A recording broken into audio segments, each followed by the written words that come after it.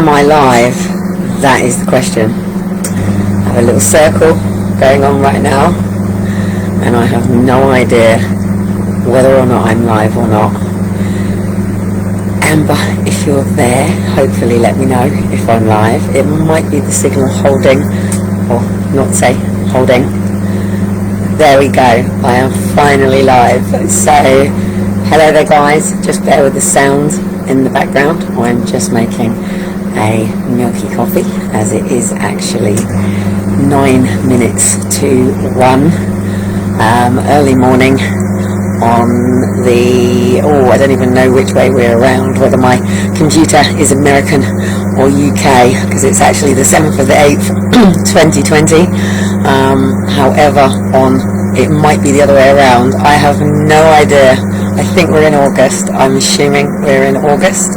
I know that many of us are probably feeling quite fried right now.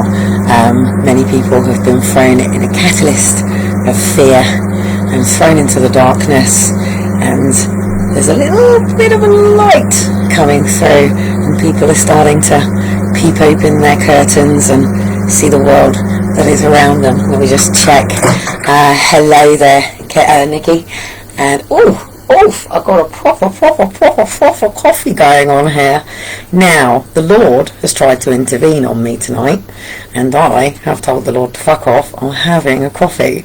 And in fact, because he decided to turn my kettle off so it wouldn't even work, I decided to step it up and go full milky latte coffee. I haven't actually had coffee for days. I have been trying my damn hardest to get back to being the clean, clear vessel that I once was. So anyway, if you've got a brew, take a brew. I have no idea how long my signal is going to last for. Please don't go all conspiracy on me. It is just the fact that I am on a shitty laptop that I was fraudulently sold on Marketplace. I can't see where I am on the camera right now, so I can't even see if I'm here. I know it's dark. I've actually gone to sit in the boys' bedroom, but it looks even darker in there at night, and that is like a really colourful, bright bedroom. Oh, bless, my drunken neighbours are all coming home now. So anyway, I'm going to probably have popped up on 1, 2, 3, 4, 5, 6, 7, 8, 9, 10, 11 of my cross-post pages, and one of my groups, which is my coaching group.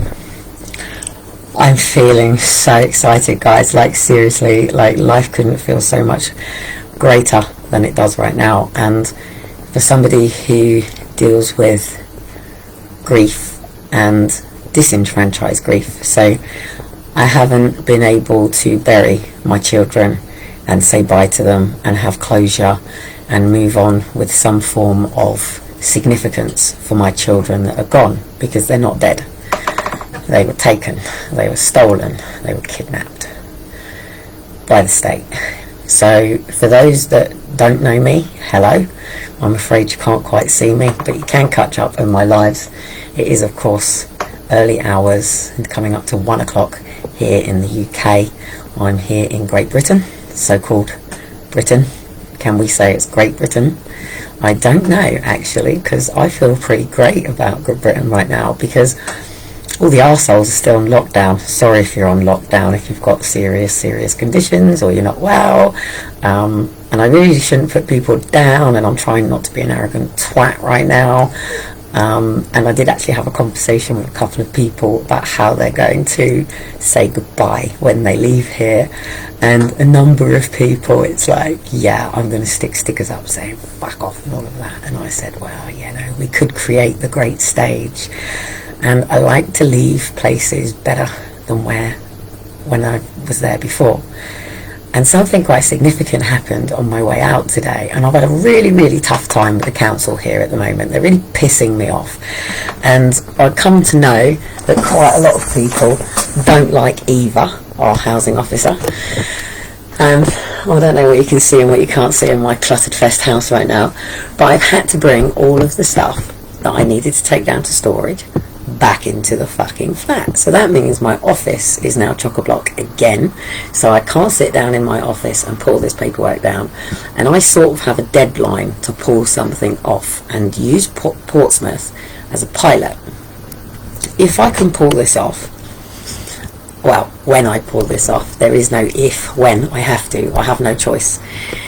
Because if I don't pull this off, then there's an 18-year-old out there, that's somebody, and there's not just one 18-year-old out there. There's plenty of people out there right now, men and women, nans, granddads, uncles, aunts, cousins, friends, family, your next door neighbours, kids, that are in grief because of a child or family of children that have been taken and separated by the state. My stomach right now, and my head, and my first eye, and my solar plex is churning, and it has been very difficult for me to contain my anger through all of this, with incompetent people that are making decisions that they have no idea that this multi-agency framework is then leading to children being removed. They just believe they're giving their opinion. Most people give opinions of people based on their own perspective, be it an internal or external attribution on what they perceive. Let me just give you a quick scenario. You're in a shop, the shopkeeper says, "Hello, how may I help you?" And you think, what a lovely man. And then you walk around the corner and somebody else goes, "Oh, for God's sake," and you think, what a cunt. However, you might not have known that the boss has just been in and told the "have a nice day" person, if you are not nice to the next person, you're fired. And the other person who's been working his damn ass off has just been told, if you don't buck your ideas up, you're gone. And he's thinking, what a cunt. And actually comes back and apologises to the person for being genuinely angry with them because it wasn't their fault. Where the person who smiled and said have a nice day didn't come back and say, "Hey, I'm a fraudulent cunt and I was smiling in your face because I had to." Nobody ever apologises for that sort of fakeness. People only apologise for what is real and what is true. And when they genuinely mean it, there are some people in the world who just don't know how to say the word sorry. Sir or yeah. Sorry. Hey, I'm so sorry I was a cunt. It's that easy. And what that does is it gives people closure. Now, when that doesn't happen to people, it can cause a turbulence, and it's very, very difficult to forgive somebody who genuinely doesn't know what they do because they're a cunt, or they really haven't got empathy or understanding, or they genuinely didn't know that they hurt your feelings or hurt you in some way because you didn't actually say, "Look, hang on a minute, when you just did this, did you know that it actually made me feel like this?" Because we're not trained to speak to people in that way. We go, "Oi, you fucking cunt, you just did this, this and this." And people go, "Whoa." When you go, "I just need to make you try to understand, I just want you to understand something that I felt," it makes people go, "Oh, I'm sorry, I didn't know that." Or they go, "Oh, fuck off and stop being a drama queen or ring exchange and blah blah blah blah blah." So anyway, we deal with people's opinions of us all the time, be it your mother, your father, your brothers, your sisters, your uncles, your aunts, your peers that you meet in school, your people that you go to college with, people you're at university with, people because you chose not to go to college or university, people because you got a job, people because you decided to get self-employed, and people because you're either in the benefit system because you're a lazy cunt, or because you have some form of reasons to be there because you have some form of condition that really does stop you from being an entrepreneur, social thing, doing investment banking, playing on the stock market, getting an eToro account and actually just sitting there and making investments because you can, or doing Amazon. As I said on some of the TV programs that I went on back in 2010, or radio stuff, and I caused quite a bit of mayhem in what I said. I said that Stephen Hawkins, despite his theories and concepts, because I would have liked to have had a conversation about some of these prior to his passing, but what an inspirational man in terms of fighting a condition from somebody who was physically able before getting sick. So not somebody that was born with a condition like myself and many others, but somebody who became sick from a condition. You have to excuse me, my neck is fritting and all over the place. For those that don't know, I live with a condition that I'm trying to overcome or try to manage in some way, or really truly heal it from within if there is that possibility to do so, but find that level of acceptance in what I can change and what I can't within it at this particular time, and hopefully that will grow more as I come back in alignment with who I was before Aaron and Faith came, but a better version of oneself. Hey, how cool would that be? And also get myself back up to that frequency before the fear was put into me of what happened with Aaron and Faith, because that's toppled me. And then even more so when I first ever came onto the platform, not as Kelly Cottam that was out in the media with Challenge Britain, but Kelly Cottam that had to come out and go, they've got my kids, social services, I've got my kids, what do I do? And this was even after quite a few weeks and stuff since this actually happened, because they'd already panicked in the courts. For those that don't know, I have draconian gagging orders on me. I am gagged to tell you that District Judge Andrew Shaw in Wrexham and Flintshire Mould Courts detained Aaron and Faith, who are my two children at the age of 3 and 2, and are now 10 and 11, with PC Stephen Lewis, another police officer that wasn't really that bad in all of this situation. I can't remember her name, so maybe I'm just not meant to diss her at the moment. Cheryl Osborne, a social worker, and Carrie Larn basically escaped in a Volvo from Milo Wrexham Hospital, in taking Aaron and Faith with them, with a police officer who held me in a room, who told me that I couldn't ring my current family solicitor, told me that I'm shaking, I'm starting to shake, this is complex trauma. I'm starting to shake because this is the stuff that I just don't talk about, because revenge, the best revenge is success. And I promised Aaron and Faith to keep watching the papers, and I don't care how many times these people try to kick me down. It is just not built into me to stay down. I have a mother who taught me and drummed it into me that there was no such word as can't, only not tried. And Yoda told us that we don't try, we do. So I will halt the adoption drive, I will step up Britain, I will challenge Britain, I will go up against the WHO, I will talk in the United Nations, I will talk in the EU, and I will talk in Parliament, and I will speak for Britain, and I will dance, and I will sing, and I will have my physios and my trainers and all the people that really love to make my body work to its best of abilities, and I will marry, and I will see Aaron and Faith back at home with me, and I will sit down at Christmas or whatever day it needs to be where it is a family day, and I will sit down with not all 7 of my children, but 6 of my children. My firstborn, my first unborn, my first never who got to live, who I named in my own little therapy way of dealing with what happened to me when I was 15. And prior to 15, I had been trying to talk to people about people around me that were... I already understood boundaries. My mother taught me this. I already understood quite a lot. My mum was very, very, very good when it came to not wanting me to be a teenage mom, not wanting me to go through any assaults or rapes. Despite everything that happens, I will always remember sitting on the bed at my nan's house with my mum, and I don't ever really ever remember my mum being like truly affectionate with me, like other than when we were sort of really laughing and giggy sort of when I was about 9, prior to her life becoming quite traumatised.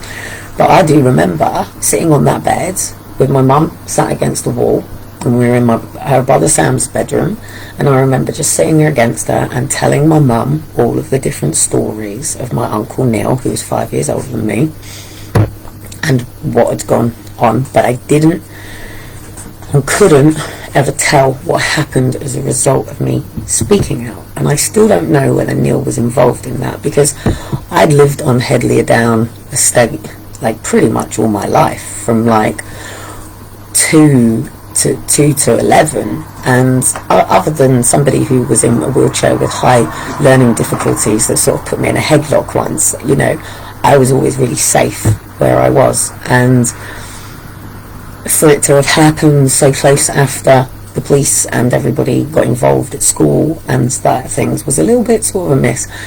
So I do know that rumours went out. I do know it hit the streets. I do know people overheard my dad talking and it got out on the streets.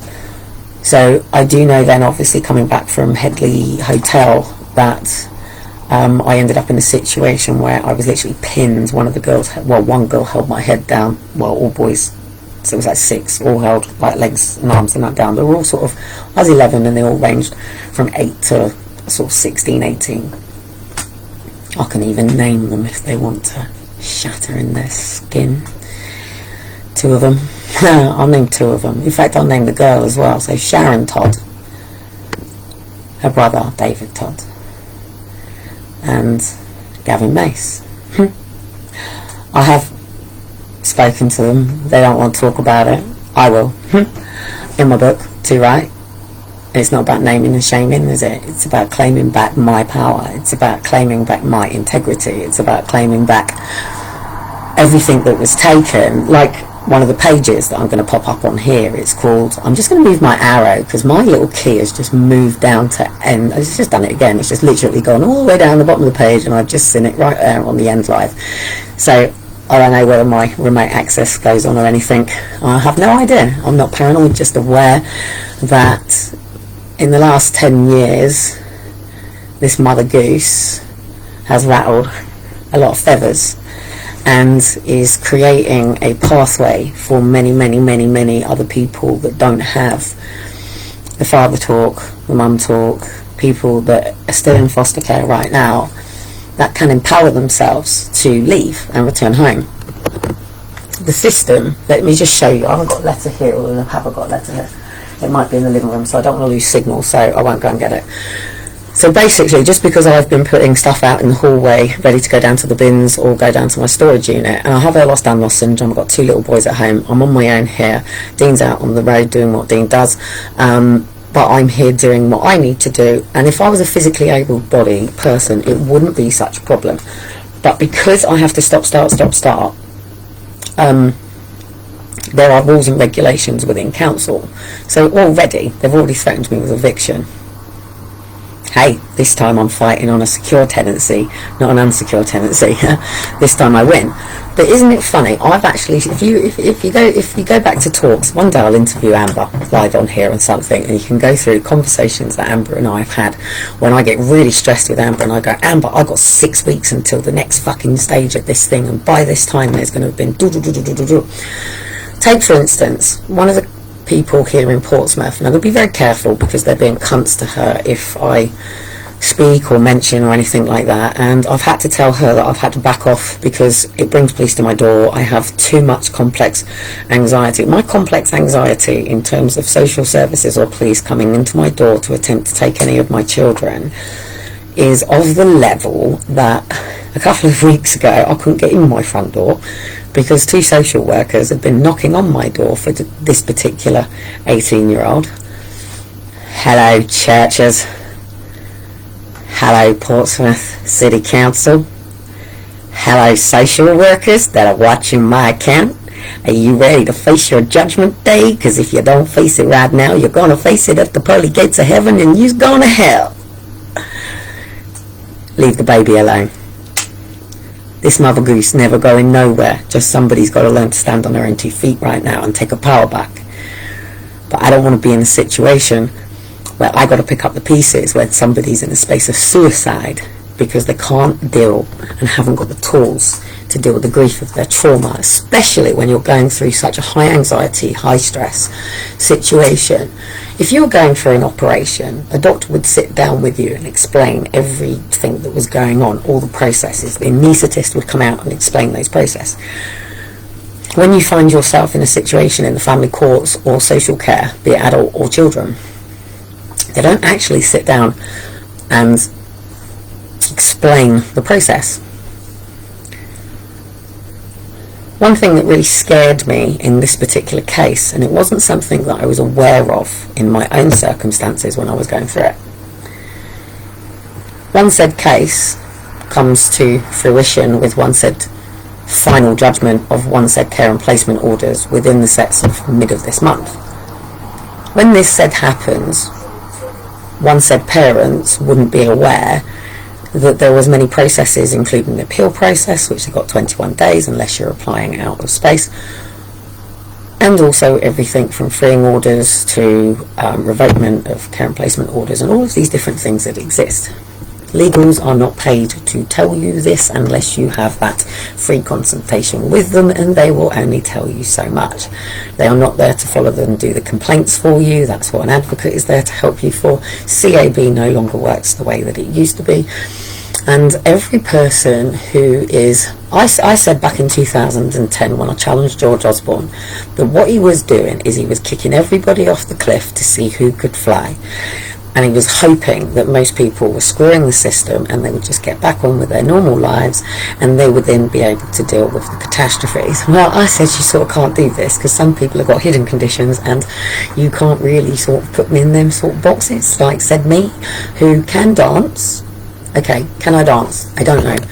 I have a couple of videos that are being sent to a very nice young lady called Lucy, as soon as I can remember her surname, but I have been in the dance studio today, not necessarily in it, because COVID means that everybody has to be spaced. There's only so many people allowed in the studio, and even crossing paths coming in, they couldn't even high-five a little boy who just said they were all amazing. That's how strict it was.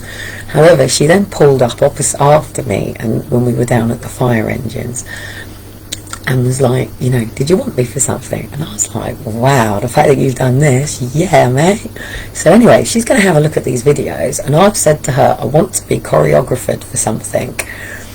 If this works, then Sia is an EDSR, so that would put me in alignment with that. But I want to do it at the EDS conference. I'm not interested in big Wembleys or people's albums. I'd love to do Dean's, that'd be great. You know, and I'll do things for the people that I'm doing this album for the Voice for the Voiceless, which is the fundraiser to bridge the gap for social care. So, hey, I'm an entrepreneur. I can spin plates. Hey, don't forget Zippo is still here. I made £10 today. It's the £10. It's my £10. It was made from a sale. Yes, I had to put £1 down on the side to make sure that I knew about my taxes. So I managed to go and do the shopping on budget today, all with a tenner. How cool am I? For those that don't know, I'm on Universal Credits, and for the last week of my payday, I've actually gone 2 weeks this time, I clear out my bank. I do this for a reason, because I like to give myself what I call burning the bridges. So rather than burning my bridges completely, I want to transfer over properly again, because for those that don't know, on the 11th of May 2011 I transferred from income support to tax credits as self-employed. By October I was all over the UK media with the business plan. However, the Daily Mail then decided to make it about Benefit Mum, and actually didn't even say the truth, because I had a car hire at the time, because I'd actually smacked my car into the front of my house. So I didn't actually have my car, so I didn't have a Chiron actually, I had a Mazda 6. So that was wrong. Quite a few things were wrong, and obviously that caused a massive big storm, and it threw my confidence and took me really inside. I didn't want to go out. I didn't really know what people were saying, what people knew. I was having some horrendous comments, all kicked off by my own mother, by the way, telling everybody, oh, she's got breast implants done she hadn't done on the NHS, she knows how to screw the system. If she says she was sexually abused, she's lying. If she says she got EDS, she's lying, blah, blah, blah, blah, blah. And she even got my sister involved in a fake name. So I nearly committed suicide, but I didn't, because I had 4 big children, and decided that I used to live by the mantra, they might have got my body, but they never got my soul. And after this, I thought no person is ever putting me in that place again where I don't believe in myself. Fuck whether they believe in me, but it's about what I believe in me. And I don't have to take on the dogmas of other people's thinkings about me and opinions. But when you're dealing with social services, it's really different, because where opinions, if you can't battle it, fight it, or contradict it, or even have an opportunity to do so, because if you go, hey, I was 15, they haven't put the date on that, you're in contempt of court. If you come out of the courts and say, look, I'm in court at the moment, do you know a decent solicitor, because mine's a cunt, you're in contempt of court. If you try to seek out to any person that's not involved in that multi-agency framework, you're in contempt of court. Even talking to your own family, you're in contempt of court. It's crazy. I get it. The baby with the spoon up its ass doesn't want to be all over the papers and everybody talking about the abuse that their mum or dad has done to them. I get it. But when independent complaints are not even accessing into the courts because everything is being put into the judge's hand, like District Judge Andrew Shaw, who, if you Google, was the solicitor for Paul Burrows, which links to Princess Diana, linked me back to Princess Diana. I was the little wife in the little room that got told all the information that probably never knew it was ever going to be relevant ever again. He stole the diaries, same information is in them diaries. We're all talking about it now, to do with Prince Andrew and many other things, and drugs and laundering, and the fact that the royals, they don't own you. Did you know this? Did you know the Queen, she's not your boss. You don't have to be her slave. You know that Queen bee? Bzzz, like the film Ants. Yeah, remember the film Ants? Now at the end of the day, the little ant went off by himself, but he still realised that he had to be part of a co-creation. It was just that they didn't need the corruption in the middle of it. So anyway, today I had enough. I'd had the council on my back, I've had them bastards on my back, I've had people telling me I'm doing this and I'm doing that and I'm this and I'm that and I'm this and I'm that, and today I've just gone like literally right out my window, enough. Like I've had Graham pecking my head, going on about, who's on about at the moment? Oh, George Michael and a couple of other things. I do believe one of them's actually watching my lives at the moment, and it's quite serious. But and I just sort of said to council today, like, because I haven't got my phone to ring them, I just went, enough. Like, Aaron and Faith couldn't have been around their dad for less than that, right? Yet I'm living in a place where, oh, despite they offered him the kids, that's funny, he didn't have them, but I'm living in a place that's so multi-diverse, it's unbelievable, of nationalities, cultures, problems. We have what's labelled the crackheads and the smackers doing the deals out the front, the alcoholics passing out on my floor at night, people pooing in the frickin' things, people with la-di-da, staff walking around on a daily basis, construction people here. For an SB, it's just vroom. But I have just been taking it in. I can see the council, I can see the police, I can see everything. I've been observing while I've been here in Portsmouth, I've been watching, I've been seeing where all the things are, what's going on, where things are, how it works. So anyway, tonight I said to Elijah, right, we're going up to Mazda and we're going to see a police car, we're going to see the fire engine, and we're going to see a trains, and that's definite. Let's see what other adventures we can have. First thing we saw was the police car, then we saw the fire engines, and then the trains was absolutely amazing. And then we got into Asda, and I had a great conversation with the security guard, because I cracked straight into the side because I was trying to show him my pass and then push the buggy right into the side, so we had a right laugh. Then I bumped into a couple of other sunflower people, so we were going, hey, we're going to have a new club, you rock, I rule. So we were doing that around the shop, which was really funny. And then the boys had something going on with people that were wearing masks, and unfortunately Elijah tells everybody to step up for Britain. Not unfortunately, but it's great. He likes to talk for everybody. He is the perfect coach's son, really. He can entertain, he can sit by himself, we'll get there, as long as he wants to live and talk to everybody, but that's fine. So then, yeah, I was so happy because this little £10 that I had, it was my £10. I earned it. You know, Amber also earned her commission and should get her commission off of it because she's worked very, very hard on my sales page to try to get all this stuff done. But I really just wanted to go on a car boot. But anyway, she knocked me down £2, so there's your commission gone. But it was my tenner. It wasn't from benefits. It was mine. So when I went shopping and it hit right on the budget, I was so happy. And I left with my little £10 shopping. And okay, I'll probably get done for benefit fraud now. Fuck it. Like I said, you can't cross these lines. And actually, I keep all the receipts for that for them when I go self-employed again, blah, blah, blah, blah, blah, and it all tallies in and it's fine. And I keep it under 60 quid and it's fine, 90, and it's fine. And it's selling my own stuff. So anyway, I then where did we come out? We came out from Asda, and again, I had a great conversation with security again coming out, and so they know never call police on me. Just say, hey Kelly, shut the fuck up, chill, it's kind.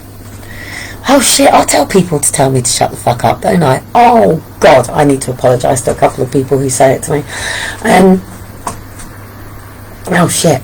So then anyway, this woman then crashed into the side and her trolley all the shopping went flying. And she broke like her fabrics off now, and you could see that on her face it was like, I can't replace this stuff, washing liquid and stuff. I said, Asda is actually really cool, like you're still on its premises and they do actually replace it. So anyway, I sort of called and said hey to security, and you know what, he came out so lovely. He was like, hey, don't worry about it, it's not a problem, it's cool, I'll sort your trolley out, love. You go up to customer services with your receipt, they'll replace it, not a problem. And I'll give it all a clean up, put all their trolleys to the side and everything, and it was lovely. And then when we before we came up to Asda, I then saw these 2 boxes over on the wall, and I knew it was one of them freebie things. So I said to the boys, quick, should we go over? And it was like shed loads of DVDs, but it was cool. I got all my favourite box sets, all my Marvel stuff, like, yes, get in. And a couple of other things. And then I met this guy with his kids there, because I thought, well, I'm not taking it all because I want to leave a blessing for other people as well, so I'll just take what I want. And he was like rummaging through, like, yeah, this is like so cool. And then got into Asda, and then on the way back from Asda, we stopped off at the trains again, and that was brilliant. But all of a sudden, the dance studio was open, and the boys sort of dragged me in there, and they let us stay at the side of the door. And I was like, oh no. And I'm looking at the side and I'm like, oh God. And then all of a sudden they're going on and they're doing their bit. And I'm like, my heart is starting to race. I'm even starting to cry. I'm starting to feel more on my vibration.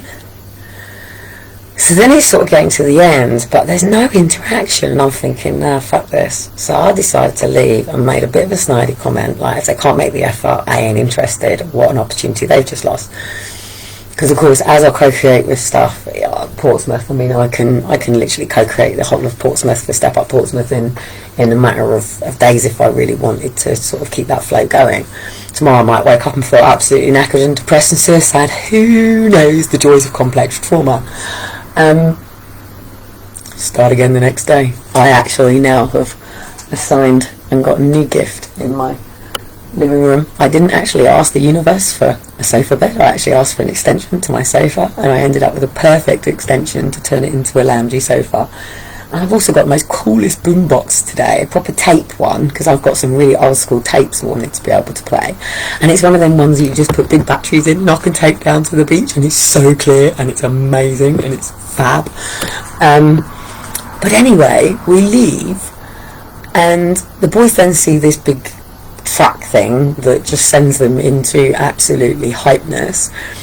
And then we're just coming out of the fire station, and next to the fire station is like the temporary police station, and then there's a temporary police station. It's like the main office. People don't actually know it's there, so all the police cars are behind it and everything, but we do, so it's cool. So anyway, then this car pulls up next to me, and it was Lucy. And she was like, did you need me? And she's like, I'm so sorry, I hope you didn't think I was being cold, it's COVID, we only allowed so many people in, and obviously blah, blah, blah, blah, blah. And I was like, yeah, mental. So I just hit it.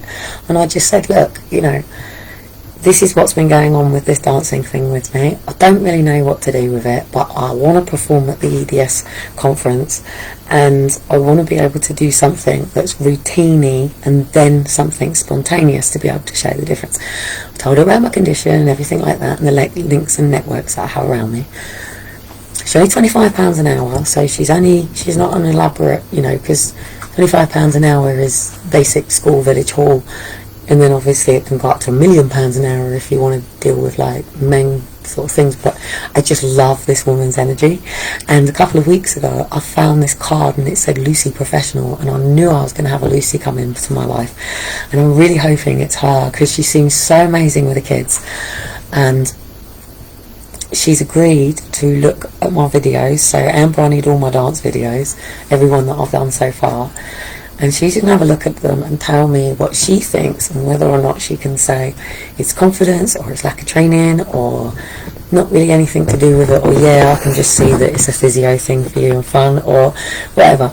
But that still doesn't stop me at the EDS conference, because I'm an EDSer and whatever I do is amazing to whatever level, because I should be in a wheelchair and I'm not, and I haven't got any of my braces, and I'm not medicating, and it's like rah. So, and I have a carry malformation and all this shit that it's like,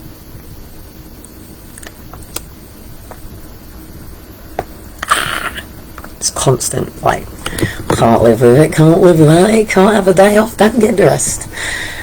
So then anyway, more conversation, and then coming down the road, me and the boys, we're like, I'm so excited, and even the boys are singing. I'm going, Elijah, I love you, and he's going, I love you too, and I'm going, Shiloh, I love you, and he's going, you. So then we come through it, and then we get into sort of back into this area, and I'll start going, oh no, don't let this place get me down, stay there, and then as I come in, I quieten down, because there was a couple out front. And I don't necessarily like coming in, and I'm a bit So anyway, we sort of ended up crossing over, and she went, I'm an entrepreneur. I was like, hey! He turns out to be a web designer, and she turns out to be somebody who's been absolutely hammering it for the last 4 years and is on a complete breakthrough. So I really feel that this connection is going to be absolutely wonderful and absolutely amazing. And the great thing is her actual real line of all of this, despite the makeup, despite the affiliate marketing, despite the multi-level thing and the products and stuff that she's been building, but is mental health. So the complex trauma thing goes together, because as you know, I'm going to be launching complex trauma training and complex trauma coaching, because I really, really, really want this understood properly, because I live it. I understand it to a totally different level that other people might necessarily get, and more so the more I heal. Healing's instant. You can decide to heal at any point that you like, but when you're dealing with something where the elastic band just won't go away because there's unresolved issues, it's really difficult.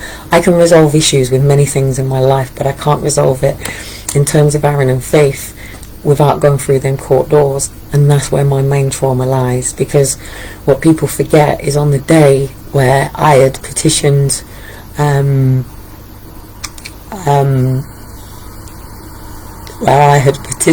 against everything, and I was going to be told the decision, I was greeted by all the court security and 2 police officers, and when the judge ordered down the decision that the children were going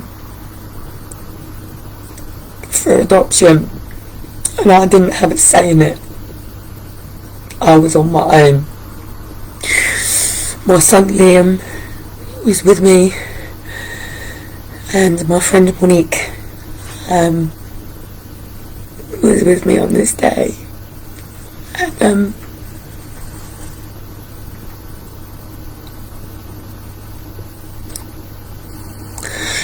the judge was a right cunt, and it was a different one because they were gagging me as well. And even though we'd just done 26 weeks of Liam bringing in a fizzy pop from the vending machine, just like all the solicitors and everybody did, fuck me, the social worker even handed me a mint on the last fucking day. It's not personal, she said. What do you mean it's not personal? And Liam got kicked out of the room for bringing a tango can in. And I was in on my own. But basically, for them to hand me down the decision, they felt the need to surround me with police and security and then remove me from the site with my gagging order. And then to get back to save the family, to have my eviction, and as well as them taking my car hire off me.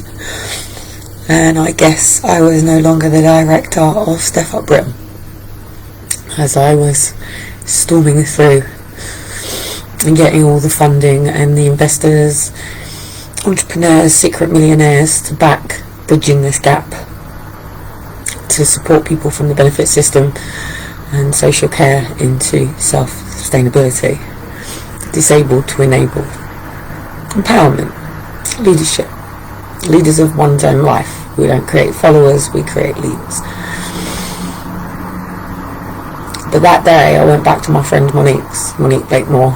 I can't really call her a friend because all the way through this, as she has stormed with Cambridge University, worked with all the big people of autism, with Autism Women Matter, which was created through what happened with me, as my friend, who I had been friends with for quite a while through a coaching network, and built a very, very luxurious career and pretty much travelled talking about this, has never once ever said that she was a personal friend of mine. And that this was all built on the foundations of Aaron and Faith, because people are too scared, because apparently I'm too controversial, because at the end of the day, after this happened to me, I went back to Monique's and I collapsed. I collapsed there and then, and I ended up being taken off in an ambulance. It took me all the way to fucking Manchester. Luckily, one of the campaigners come out and got me because I was stuck. And everybody just said I had a breakdown. And what the fuck was I gonna do? I was sitting on my bed at Save the Family, and the only thing that I knew was there was somebody on site that was a heroin addict. That was it. I just wanted her to inject into me and just drift me off into a sleep and I never wake up again. But I had Liam in the other room, and I had Daniel at his dad's, and Aaron and Faith out there that's still relying and dependent on me. Still, because I'm the only person here for them. I'm the only person trying to still save them, and they need saving because they're mine. They're mine. They were bought from me. They're not theirs. They were stolen. They were kidnapped, they were stolen, they were not for adoption. They were not to even be taken, there was no reason to even take them. I was in Save the Family, for fuck's sake. If they wanted to assess me, I was in a freaking secure freaking doodah. They could have assessed me there, for fuck's sake. They had no reasons, no grounds to take them. In fact, it's actually illegal, unless actual real whatever, to remove any children from a supported accommodation. You're meant to keep helping her. So anyway, one of the pages that are going to come up, and hello to everybody at Walk for Justice. It's me, the person who created it. It wasn't actually Sid. Sid was somebody who took over when I was served my 2-year commitment to prison and decided to pick up the lantern, because I was walking for a long time. I just didn't have friends and technologies. I was just talking. I had to keep going. I had to keep saying to people, look, this is what's going on, this is where I am, and I don't really know what to do, but somebody out there must know something that I don't know, because whatever I don't know now, I'm going to know in another year's time, and that's too late, so I need to know it now. And it was like, I was all over the place. I was train hopping London, Birmingham, Manchester, Liverpool, fucking Leeds, all over the place. Dragging my fucking suitcases. There's photographs of me outside Manchester courts with all my suitcases. You know, leaving them in McDonald's in Preston, going to see my kids for a couple of hours, Liam and Daniel, and then jumping back on the train and heading down to London and going and shutting the motorways down, or freaking, you know, joining the Scalers, or going and joining the protesters. And whatever, wherever I could be. And then I managed to get a car, and another car, and kept things going. And I was waking up at the sea and going and meeting parents, you know, going and cleaning someone's house for a few days just because they had social services coming in. And it's like, you know, and then there's the fathers and the grandparents and everything else. And so I want to do this album, and I want to make this money, and I want to do it from people that are trapped in the system.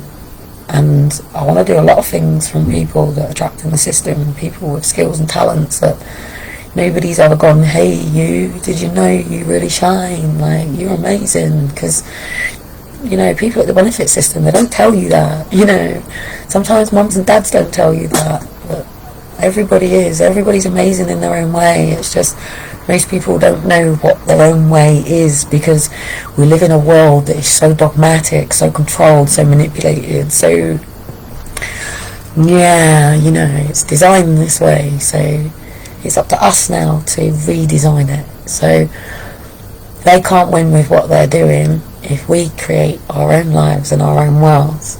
Because if we don't take control of this right now, of our own lives, of our own ships, of our own, you know, our own destinies, of putting our own homes in order, we can't do this as one big thing right now. It has to be done as one by one by one by one. We have to, each of us all, take back our heart, minds and souls, or protect our heart, minds and souls. If you still are in your innocent space, you know, we have to protect that innocence of the young, protect that innocence of people that, you know, people go, oh, you're so naive. Let them be naive, please.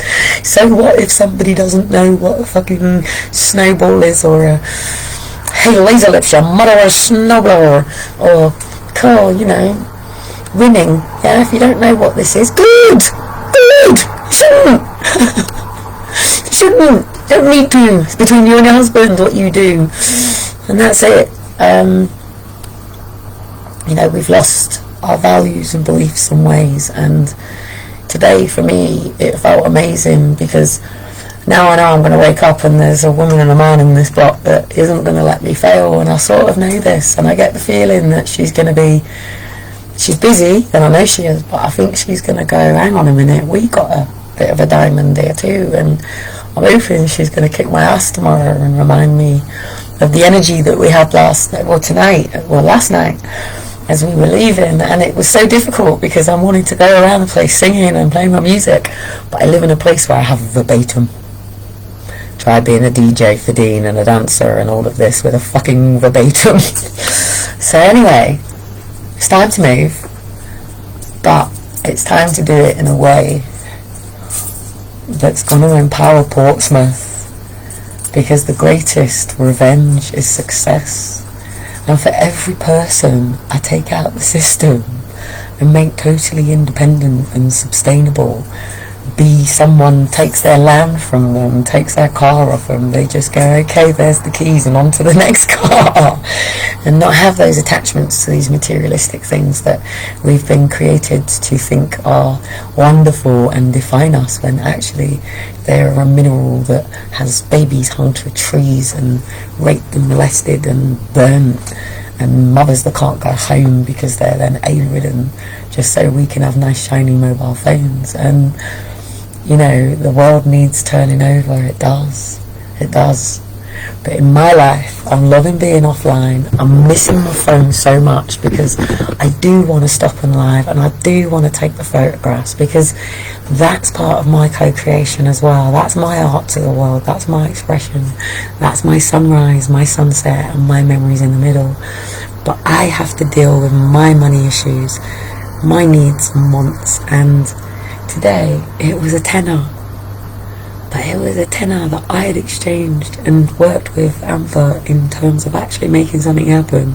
And even though it was a tenner, it was a tenner.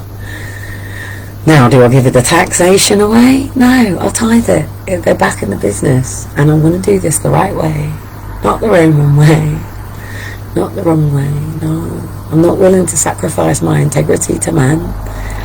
I'm not willing to sacrifice how many ever 10, 20, 30, 40, 50 years that I may have on this planet, and sacrifice my eternal being because of choices that I make here, I'm not willing to let the police go past just at that opposite moment with big sirens and everything. It doesn't intimidate me.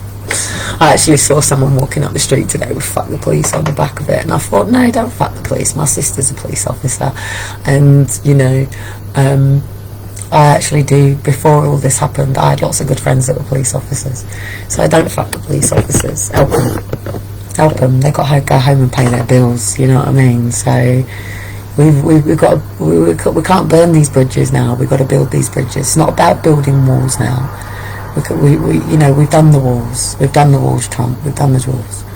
It's not about building bridges. It's about building bridges now. So Kelly, can you tell Donald? No more walls. It's time to build the bridges. And yeah. Anyway, satellites are up. I think all the face recognition and AI is going to go on.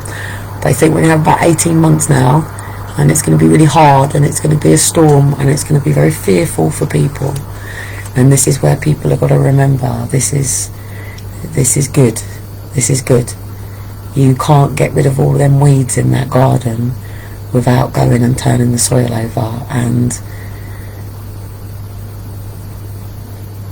yeah, I feel good. I feel happy. I feel contented. I miss my children so much, and I miss my life so much. And it's okay, and it's okay to not be okay. I just need the people around me now that really do understand complex trauma, because, you know, I could probably appear, she's got mental health issues, she's mad, she's crazy, she is. Yeah, fuck off, you cunts. Seriously, it's people like you that have got mental health issues because you're a cunt and you like to put people down that are struggling. That's really nasty. Go to hell. Like, seriously, enjoy your queue going into hell 2 meters apart with your masks on. Oh, seriously. Anyway, to all you happy people out there, don't let the bastards get you down. Please, please, please do remember that there actually is a virus going on. Like, go back to, what is it, the program that will tell you about it, and depopulation and all that stuff. Call me a conspiracy theorist if you want me. I'd rather be a conspiracy theorist than a fucking nutball. Truth hurts. Truth hurts. It does. It does. It does. And it's not nice. It's not nice to realise that, you know, your entire existence has been a lie. That you don't have to do these things. That you don't go to jail if you do these things. This isn't going to happen. It's just threats, bullies, intimidation, because it's about greed. It's about cash. These people across here, if you can see, my nice little building across here, I don't think you can see. Lights are on. Nobody's home. It's the hub. It's the council building. And today I had to watch Graham literally trying to get up and over that field. We were all watching him thinking, my goodness, he's going to cross the road and kill himself. Council peering out on the phone, him pretty much asleep. But it's been so funny because I've been able to watch nearly 80 different people passing our Graham down there, who I just want to absolutely rag and tell him to just, yeah, if he ever is nasty about kids again. He tends to be very pleasant about mine. He's a good guy, he needs the help, but I have to have very, very, very strong boundaries when I'm dealing with the demons of alcohol and drugs, because it brings energy around me and my children that can cause accidents. And even though the person might be, you know, a genuine soul in there, the powers that be that are going on in the battle that they're facing, being so destitute in, and being Graham's is so deep. I mean, the man wears stinking, rotten, pissy clothes and doesn't bath or doesn't change. So the level and depth of what he's dealing with and what he will tell you, his father was a Nazi. He came to learn that Britain was taken over by the Nazis that left from the war from Germany, including our Queen, including all of the things that came with him. And his father was one of them. And, you know, we know obviously the Rothschilds and stuff like that. Sorry, not the Rothschilds, but prior to that, you know, there were Jews, you know, and there's this battle. It's still that persecution, Christians and Jews and all of this stuff that goes on. Jesus was a Jew. Accept it, get on with it. He wasn't British. He did maybe come here, but he wasn't British now, was he? He didn't talk darling. Now Paul, hello darling. And he certainly wasn't a fucking American or a Yank, was he? He was a Jew. He was in Israel. Bethlehem is not Britain. He wasn't a Westerner, people. He wasn't a Westerner. You can't change geography. So anyway, the Vatican needs to explode and blow up, and the Church of England need to be turned into not clubs, not apartments, but community rooms, counselling, drug rehabilitation, maybe these things, homelessness. And the Catholic Church, take your cross down, because I am not putting Jesus up on the cross, mate, and I don't need to see a man hanging in front of me with an eagle praying over my people while you are sucking children off and doing what you're doing, and your Bible tells you that it's okay. No, it's not okay. And all to Jews as well that do their stuff. It's not about whatever. It's individual battles. People have got to deal with their individual battles. It's about understanding that that's going on. It's about having the tools and the toolbox to have the emotional intelligence and awareness to know that if you are living a life that's in reaction to everything that's about you, and you're reacting to everything, and my trauma causes me to do that, and I get that. I don't need my mum going, it's your mental health, it's your mental health. What I need my mum going is, hey, cool, this is absolutely bloody brilliant. You want some shoes to go with a nice dress? Well, let's go and find some decent shoes. That's what a mum does. Yeah, you need a studio, you want to get the stuff done, let's go and look for a camera. Let's go and speak to a doctor about your physio and your neck. I'll watch the kids while you're in your MRI. That's what I need from your mum, not your fucking narkiness. And I am doing a live about me and you, whether you like it or not. You started it in the papers with me, I finish it. Don't ever go to the papers again, because one day I might go back. So, but this is my purpose. This is about me. This is my destiny. And my mum should understand this, because my mum actually bought me the book about living true to my destiny. So she needs to support me and not try to nag me down. She would be, rather than put me down, she should be my editor. She should be my publisher. She should be enabling, empowering her daughter. That's what mothers do. And fathers are the protector. He can be my business manager, can't he? My parents would never ever want for anything if they supported me. Do they realise that? I would never ever let my parents ever be without anything. Ever. Whatever they needed, my parents would have. And my brothers and sisters. And my community. Because that's how I believe it is. It's not my money, it's not my assets, it's not my property, it's the Lord's, and I'm here to do something with that and to serve with that. And I want to be able to give people that breathing space that they need to get their shit together, because you can't get your shit together when your bills are coming through your door and the bailiffs are knocking on the door. You can't just go over to the courts, which I'm about to do, and put an injunction on your life and say, stop, I need some fucking breathing space. Yes, you can. It's called a stay of execution. And that's what I'm about to go and do. I'll get there. I'm moving forward slowly. I've got bits going on slowly, but I feel far more cemented and moving forward. And that tenner today was an absolute lifesaver, because I pushed us to the brink. Lucky I don't need nappies anymore, because both my boys are potty trained night and day, but I pushed us on coffee. I didn't mind, and I really enjoyed it, and I'm glad my kettle's blown up on me so I can't properly wake up and have a coffee, but I've got a microwave, and probably the microwave will go on me tomorrow now, just so I don't make a coffee. And I did end up getting one of them little stupid cans of not Monster, but one of the other ones. I think it was a Taurus ball thing, so I thought it'd be alright. And my baccy has gone tonight now, so it's either back on dimps or I have to really kick it now. And I want to kick it because I was watching one of the coaches the other day, and he went, so then what do we think about judges that coaches and stuff that take all the like ayahuasca and all these deep things? And he was like, yeah, no. He was like, no. He said, I don't drink, I don't smoke. He said, I don't drink coffee. He just drinks his green tea with his honey. I thought, yeah, I've got to go back to where I was. But not to go back to go forward, but to remember where I was and what I was doing and how far I've come despite what I've gone through.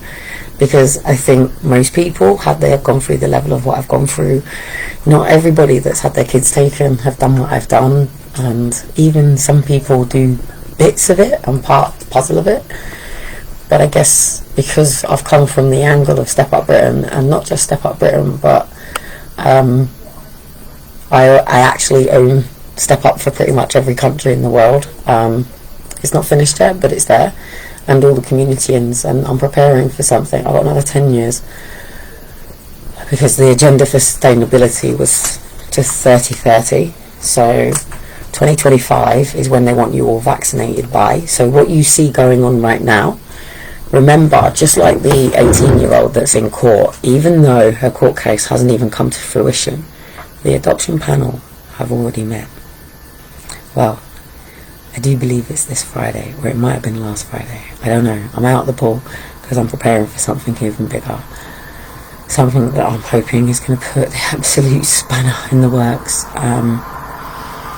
Not just for this particular case, but my own, because the way things are going, I'm facing a storm because I don't get full universal credits, I don't get full housing benefit. It's a mash-up, and I get hit left, right and centre, so I'm falling into arrears now. Things are falling behind. COVID's caused massive issues because I'd taken a big leap prior to that and gone boom, and I haven't been able to hit all the sales to keep things going in the meantime. But today, I don't know, today I feel good. Today I feel like I'm working on a level with people that aren't going to judge as I'm coming back up and healing, rather than me going back to the people that I was necessarily with. I've spoken to Nikki Paul and people like that I was with at at Tony Robbins, and obviously they know what's gone on, because Nikki offered me a property while all this was going on, and then my cousin stepped in and said, you know, I don't want you going to wherever it was, and he said, like, for me to go to theirs. But she did, and she worked really hard at a really challenging time, and I really pissed her off actually, because she went and cleaned it out and did everything. But my cousin and my aunt stepped in and sort of said no, because it wasn't a whole house to myself, it was just a room in her house. And then she did say that she had the other one in lost a call for telling the courts that, you know, to get the kids back. So I wasn't stupid. I wasn't just running around the world, country. I did secure, you know, permanency and property and a job, you know, and I told the judge this. I told them the change of circumstances and everything, so don't actually have a go at me over that shit. And also by that time as well in London, I was secure in terms of getting Aaron and Faith back again. So, but yeah, anyway, training and dancing, and also overcoming and managing. I'm not going to necessarily, I'm not going to cure my complex trauma until I see Aaron and Faith, and then even after that, I'm probably going to have more anger, because I'm going to learn and deal with what they've been through, where they've been, deal with the years that have been missing. Hey, I might want to come out guns blazing at this point. I don't know. I don't know. How am I going to feel when I start hearing about my children's life and what may and may not happen? That gives me the shudders. I told them one hair on my children's head, and I already know they bodged up my son's haircut, so that was plenty of hair's already done, and now Faith's cut her hair off. Let's see why. Slowly, you know, getting there. You can't always see, you know, the results always. Sometimes it takes a while. Sometimes there's people around you who can see the results, and I think that's what just shined my light today. I ended up bumping into Jackie, and I was taking stuff down to the storage unit, and she was like, "Oh, you moving now?" And I was like, "Well, no, for those that don't remember, this is the lady that used to eat cat food when I first got here, and I've made the effort to talk to her until eventually it's broken through, and I was saying hello to her every night, and she would ignore me. And she actually said to me today, she said, please, before you go, please come and say bye to me, because I'm going to miss you. Like, you're going to be really missed here. I was like, really? I feel like I'm fucking hated here, missed it. They'd probably be glad to see the back of me. She was like, not me. She said, not me. She said, no, not me. She said, I love seeing you every day. I was like, oh, that's really sweet.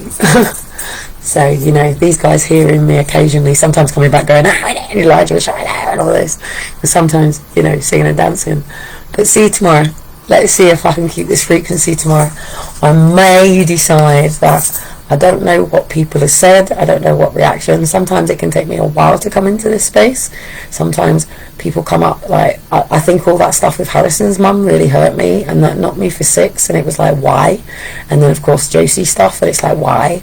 So when people take your kindness for weakness, and it's like, I'm working pro bono for people for a reason, because there's a bigger picture. And, you know, I know where my payday is. I don't need to be paid by people that can't afford those level of fees with me right now, because otherwise they wouldn't get that opportunity. And, you know, they don't even know what I did for them. They don't even know. They don't even know behind the back scenes. People don't even know. Sometimes I only have to make one phone call. You know, sometimes I only have to send one email. Sometimes I only have to, like, go and speak to somebody, and things get done because people believe in what I'm about and what I do. And they do. They don't always like it, but they know I'm right. It just means that people in jobs now need to realise it's okay to go home without your job when you've got a mortgage and stuff, and everything's going to be okay. It's okay. It's okay to change your life around. It's okay to make that decision. It's okay to do something different. It's okay to create your own world. So I'm going to create my own world here in Portsmouth, and we've met the gym instructor today for, you know, the boys gymnastics, and, you know, I really, really hope this comes together with the dance person, but I'm going to still keep dancing. Whatever she thinks of my videos. I've not actually asked the pro to actually look at them before, so I don't know. We'll see. So anyway, tomorrow's a new day. I've actually done a live hour for you tonight, which I haven't done for a long time. My live hasn't usually held out for that time. I have gone cross pages tonight, so I don't know how this is going to go. And I have actually gone nearly 7 minutes over.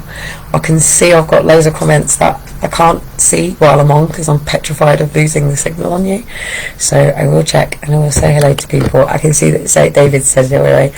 So massive big hello to David.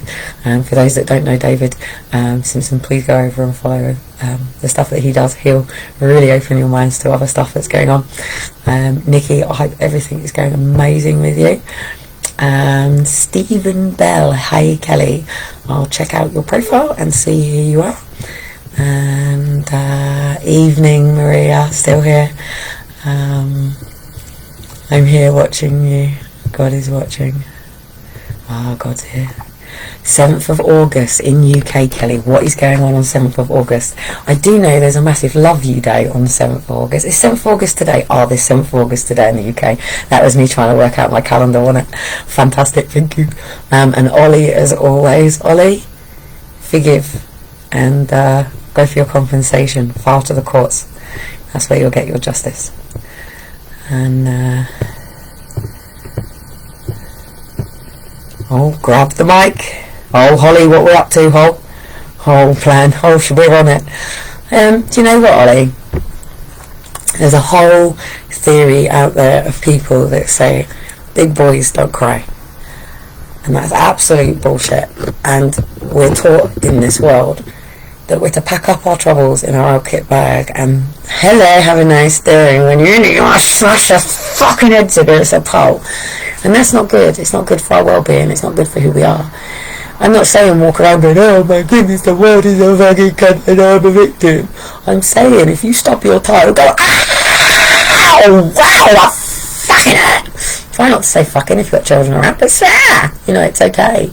And if someone's died, grieve.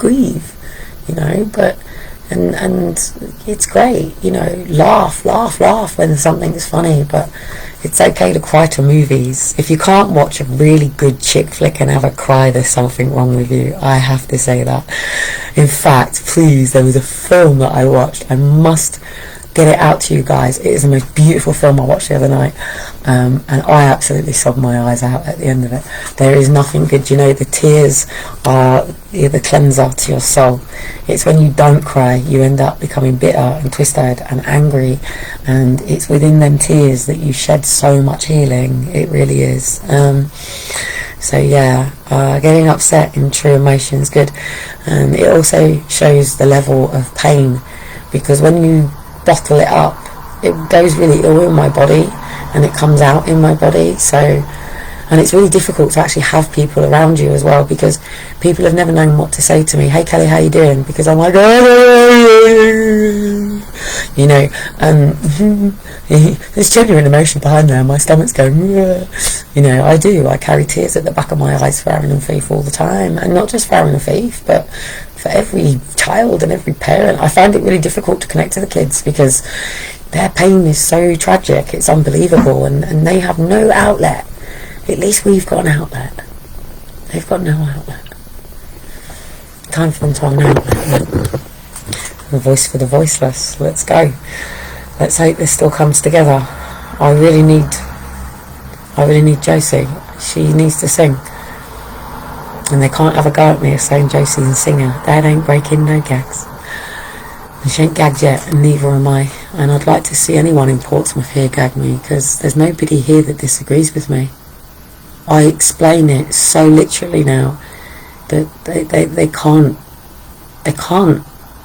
discredit what I'm saying. They know I'm right.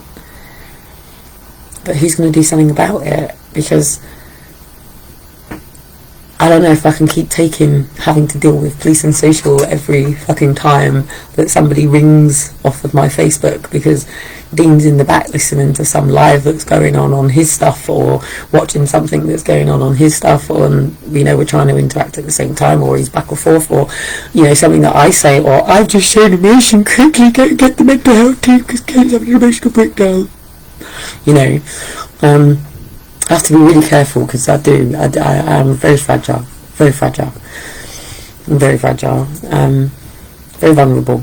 So I would like to keep this energy, and the only way I'm going to do so is to continue connecting with the right people, doing right things in right places, and moving things forward, and keeping them boundaries and safeguarding, or as everybody else is calling it, social isolation. And keep breathing into the world. Keep helping